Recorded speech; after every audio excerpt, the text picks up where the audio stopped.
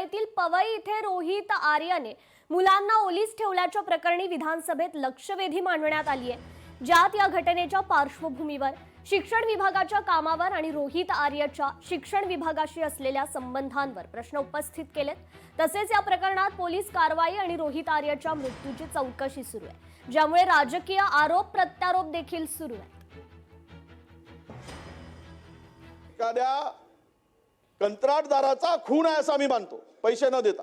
मी अडचणीत आहे, मी काम केलं आहे, मला पैसे मिळत नाहीत, हे वारंवार ओरडून सांगत असताना सुद्धा डायरेक्ट घेतली बंदूक त्या वाघमाऱ्यानी आणि ठोकून दिला आणि घेतला जीव त्याचा।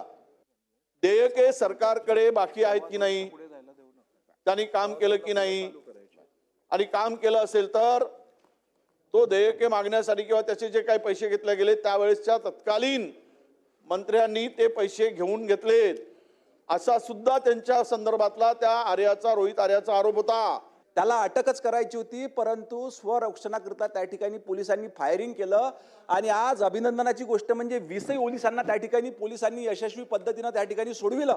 अशा पद्धतीने आपण जर का पोलिसांचं मॉरल डाऊन करू तर उद्या तुमची आमची सर्वांची सुरक्षितता या ठिकाणी धोक्यात येईल। जवळजवळ 115 लोकांचे बयान। लोकशाही मराठी ऐका, पहा, जागरूक रहा।